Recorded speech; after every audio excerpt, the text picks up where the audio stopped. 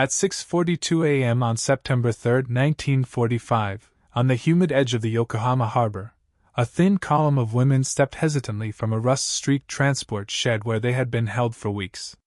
The air carried the scent of diesel, wet rope, and the faint sweetness of morning tide. A pall of silence hung over them, an exhausted quiet broken only by the distant thrum of American landing craft easing toward shore. Some of the women clutched their ribs as they walked, others winced with every step. One murmured, "It hurts when I sit," the phrase trembling in the stillness like a confession no one had dared to voice before this morning. For the first time in years, there was no shouting guard, no barked order, and no threat lurking behind the next breath. Only the strange, fragile realization spreading through the group: the war might truly be over. A nearby American medical team paused as the women emerged. They had been warned by naval intelligence to expect malnutrition, dehydration, and untreated injuries, but nothing prepared them for the hollowed faces, the gaunt limbs, and the wary, flinching posture that suggested years of indoctrinated fear.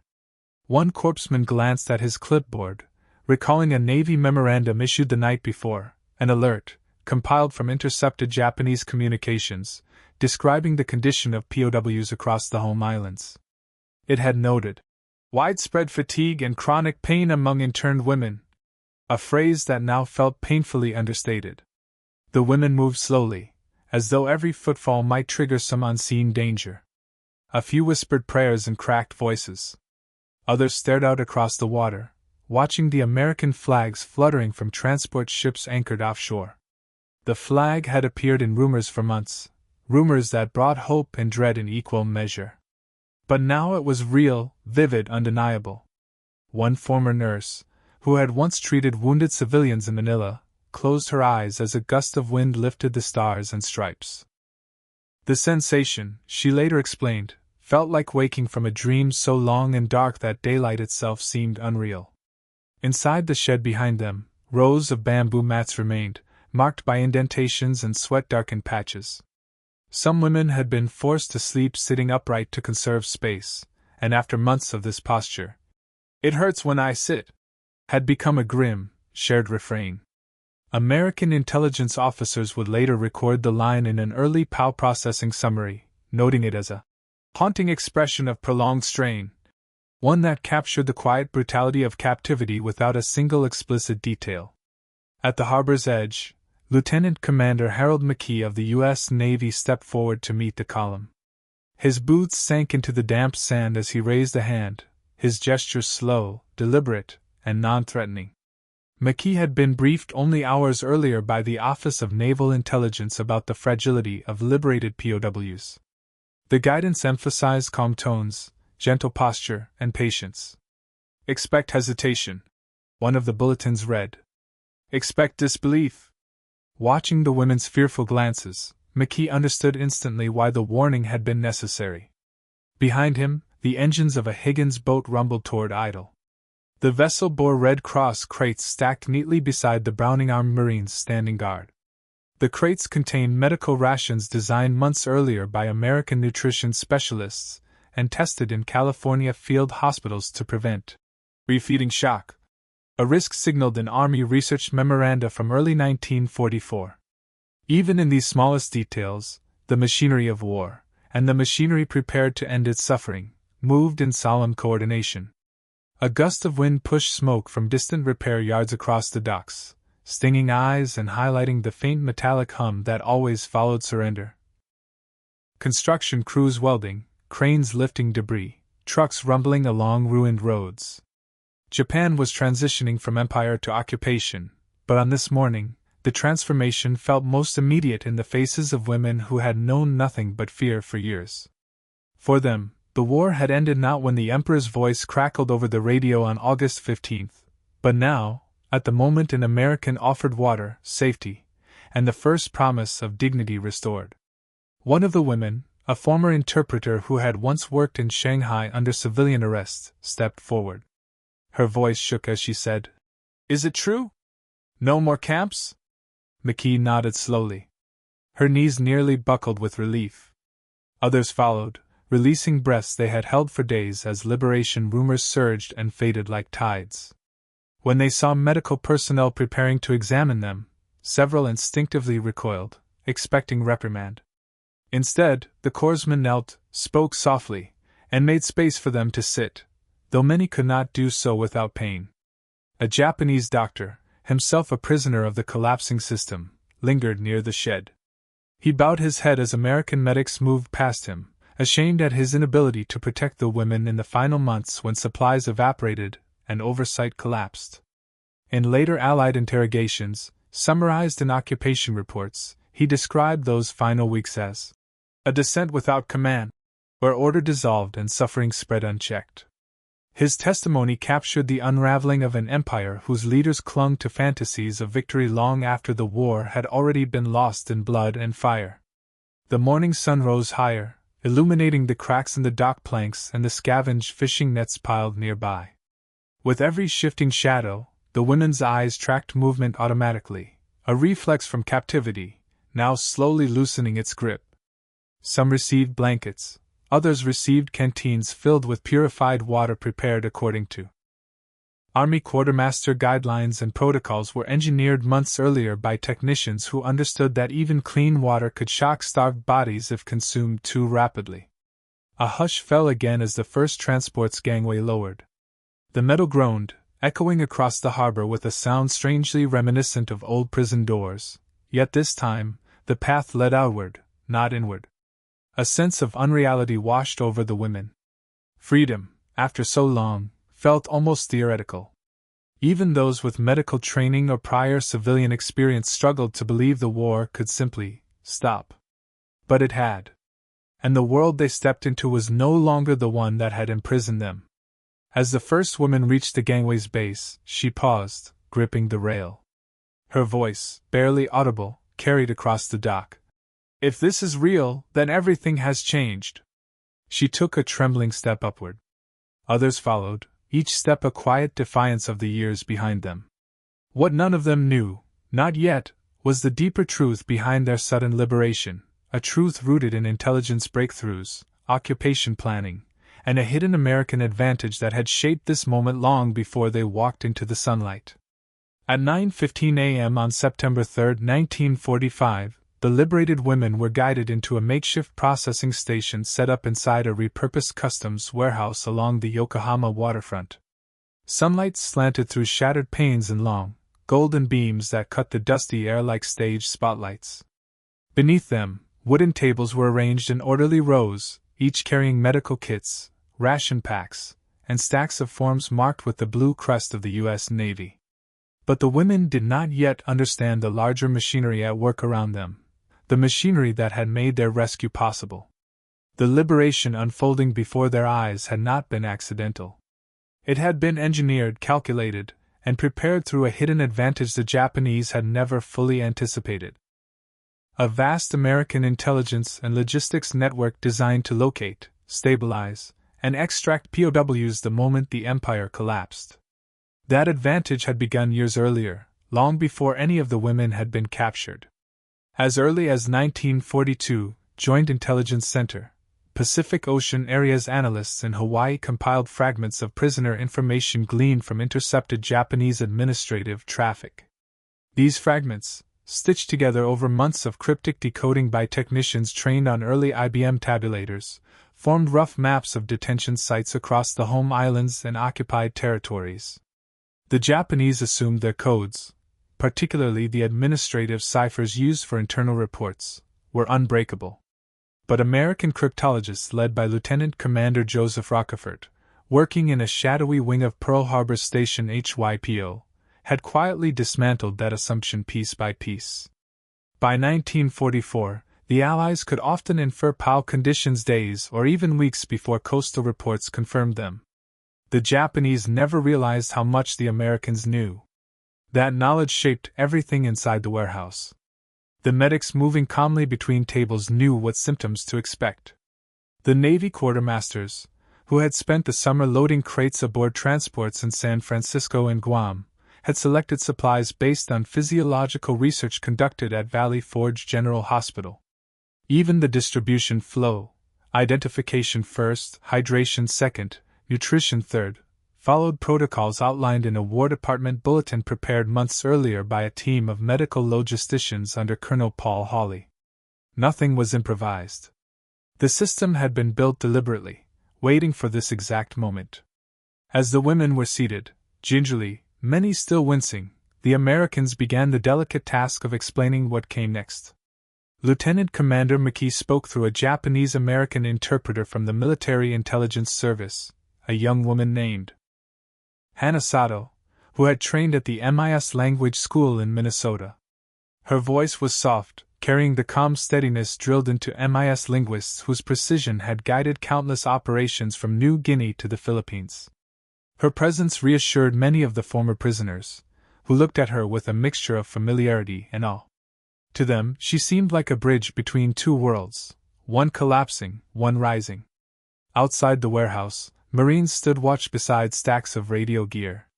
The equipment, assembled by Signal Corps engineers at Fort Monmouth, connected this small corner of Yokohama to the sprawling Allied occupation network stretching from Okinawa to the Philippines and all the way back to Washington.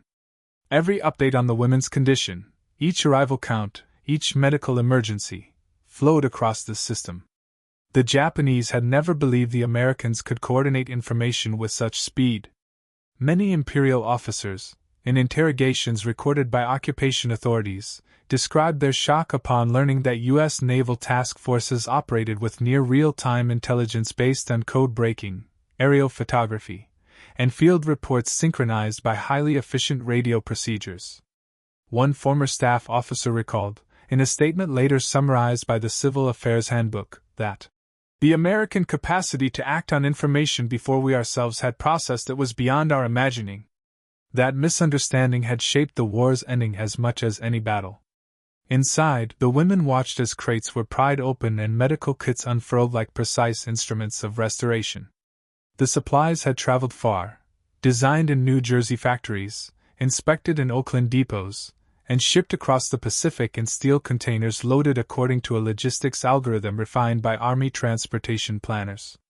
Even the powdered milk packets bore the imprint of industrial evolution. Dehydration techniques perfected by American food chemists tasked with sustaining troops across thousands of miles of ocean. Everything here represented the weight of an empire's industrial might turned toward the healing of individuals. But Section 2's heart lay not just in logistics. It lay in the moment the Japanese realized what this advantage meant. That moment occurred on August 29, 1945, 4 days before the women reached Yokohama. In a quiet compound outside Ofuna, a Japanese guard detachment received orders from higher command instructing them to prepare prisoners for transfer to American supervision. The order stunned them. For months they had heard rumors that the Allies lacked the ships and personnel to process civilians quickly, that chaos would follow surrender, and that America would be overwhelmed by the sheer scale of a defeated empire. But those beliefs collapsed when American aircraft began dropping leaflets listing exact camp locations, some known only to a handful of Japanese administrators. The leaflets were compiled using intelligence decoded weeks earlier by Navy cryptanalysts and verified by photo interpreters at the 5th Air Force's Analytical Wing. The guards stared at the leaflets, realizing the Americans had mapped their world with uncanny accuracy. As the women later recounted to naval officers, one guard had muttered a stunned phrase while reading the leaflet. "They already know everything." It was a moment of psychological surrender that matched the military surrender unfolding across Japan. While the warehouse hummed with controlled activity, the women were ushered through medical triage. Corpsmen took pulse readings, examined bruising, and documented injuries using procedures developed in consultation with Army neuropsychiatric experts. The care was methodical but gentle, reflecting lessons learned during earlier rescues in the Philippines. And again, the Japanese had underestimated this capacity. They imagined Allied troops would arrive with force but without preparation for humanitarian relief. Instead, they encountered a system built as meticulously as a naval task force. At one table, a former interpreter among the women flinched when a medic reached toward her shoulder. She whispered the same phrase heard at dawn. "It hurts when I sit."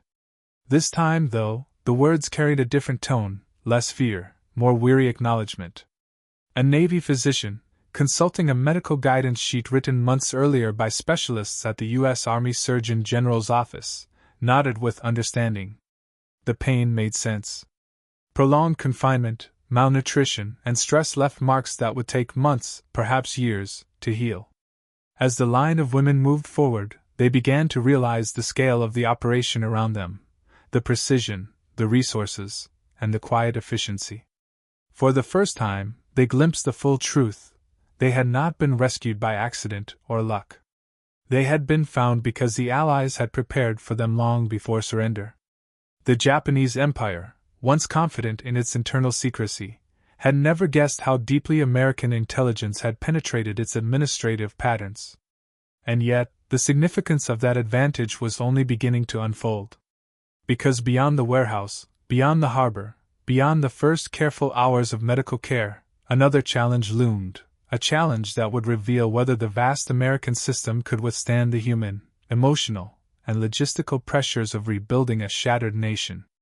At dusk on September 7, 1945, the women stepped onto the open deck of an LST moored along Yokohama's ruined waterfront, watching as the sky shifted from orange to a deep, smoky violet. The ship vibrated with the steady hum of diesel engines warming for departure, each thrum echoing through the steel plates designed years earlier in Pittsburgh and welded together at shipyards along the Gulf Coast. To the women, the sound felt like a heartbeat, steady, alive, dependable.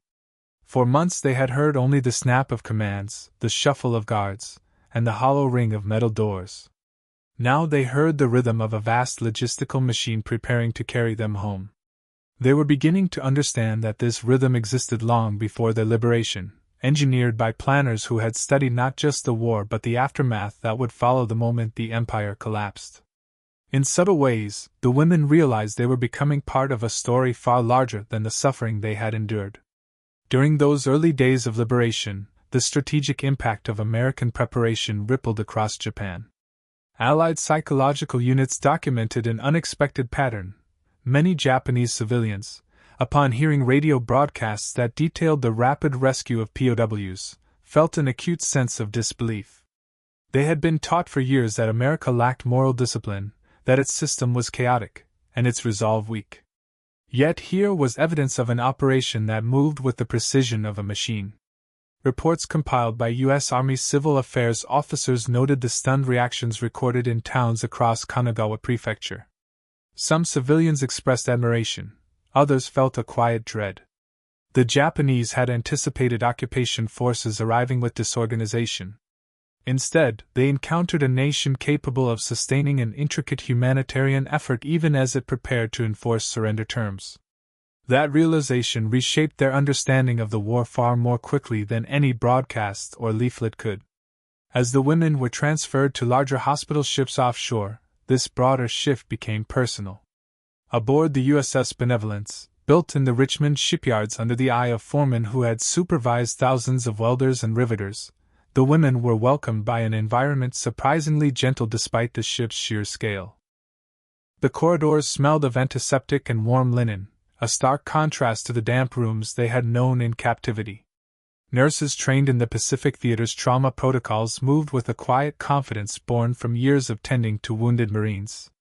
Their movements reflected techniques refined at field hospitals where surgeons like Dr. Michael DeBakey had helped design portable operating systems capable of stabilizing casualties within minutes. These innovations flowed seamlessly into the post-war recovery effort, shaping how medical teams treated liberated prisoners. The women did not know these names, but they felt the results in every careful gesture, every efficient step taken to restore strength and dignity. While the ship sailed toward Okinawa, Allied analysts compiled early assessments of the psychological toll the war had taken on civilian captives. These assessments, later summarized in occupation-era medical journals, revealed a painful truth: many captives had forgotten how to trust silence. Nights in the camps had been filled with tension, guards pacing, doors sliding open, whispered orders. Now, aboard the hospital ship, the quiet itself felt foreign. Some women woke suddenly, unsure whether they were safe. Others cried without understanding why. Navy psychiatrists, drawing on wartime studies conducted in collaboration with the National Research Council, recognized these reactions as expected. They encouraged the women to walk on deck, to feel wind on their faces, to breathe in the salt air. The ocean became a kind of therapy, its movement steady and predictable in a world that had taught them to fear the unexpected. As these personal struggles unfolded, the larger strategic implications of the rescue became clearer across the Pacific. The rapid recovery of POWs strengthened American moral authority during the early occupation months, giving Allied command a foundation for rebuilding Japanese society. Reports from the Psychological Warfare Branch noted that news of humane treatment spread across cities still reeling from firebombing and shortages. In one recorded exchange at a civic meeting in Tokyo, a school principal remarked that the American ability to protect former prisoners so quickly suggested a nation grounded not only in strength but in principles. These sentiments, multiplied by thousands, accelerated the acceptance of occupation policies. At the same time, Allied administrators recognized that the rescued prisoners carried stories whose emotional weight could influence public attitudes. Their dignity, restored through careful medical and logistical planning, became an unspoken pillar of the emerging post-war order. Meanwhile, engineers and technicians behind the scenes continued their tireless work. Teams at naval depots oversaw the refurbishment of transport aircraft, ensuring that the planes scheduled to carry the women to Manila or Pearl Harbor were mechanically flawless. Quartermasters refined ration formulations to help the women regain weight without overwhelming weakened digestive systems, applying research conducted during earlier prisoner recoveries in Europe. Even the uniforms provided to the liberated women, simple garments sewn from soft cotton, reflected recommendations from textile experts who advised against materials that might irritate malnourished skin. Every detail revealed a vast foundation of knowledge accumulated over years of war, knowledge now redirected toward healing rather than destruction. This shift from combat to compassion marked a turning point not only for the women but also for the entire American military machine that had carried them from despair to recovery. When the women finally reached Manila, they saw something few would ever forget: rows of C-54 transports gleaming under the tropical sun, engines roaring as crews performed pre-flight checks. These aircraft, built under the supervision of Douglas engineers in Santa Monica, symbolized the final leg of their journey. The airfield vibrated with purpose. Mechanics tightened bolts. Loadmasters checked manifests. Nurses adjusted bandages. The rhythm of coordinated effort seemed to echo across the tarmac. As the women climbed the narrow metal steps into the transports, many paused to touch the cool fuselage, as if grounding themselves in the reality of their liberation. For the first time in years, they felt the future calling them home rather than pushing them toward uncertainty. As the plane lifted into the sky, banking over the sparkling waters of Manila Bay, the women looked down at a world transformed. Beneath them lay the remnants of an empire that had collapsed under the weight of its own illusions. Ahead of them stretched the promise of a new life shaped by resilience, memory, and the astonishing force that had brought them back from the edge. Their journey became part of a legacy that would guide humanitarian operations in Korea, Vietnam, and the Gulf War, where rapid extraction and medical stabilization of civilians and soldiers would become doctrine rather than improvisation. The world learned from them, and through them, that the end of war demanded the same discipline as its conduct. As the sun dipped toward the horizon, one of the women whispered a phrase she had repeated many times in captivity but now with a new meaning. "It hurts when I sit." A nurse smiled gently, replying that healing often began with pain finally being allowed to surface. In that moment, surrounded by the hum of engines and the soft rustle of flight uniforms, the truth settled over everyone aboard. The war was over. Their suffering had a witness. Their future was beginning. And as the aircraft soared into the vast Pacific sky, it carried with it a quiet lesson etched into history: even in the ruins of war, humanity can rise stronger than fear.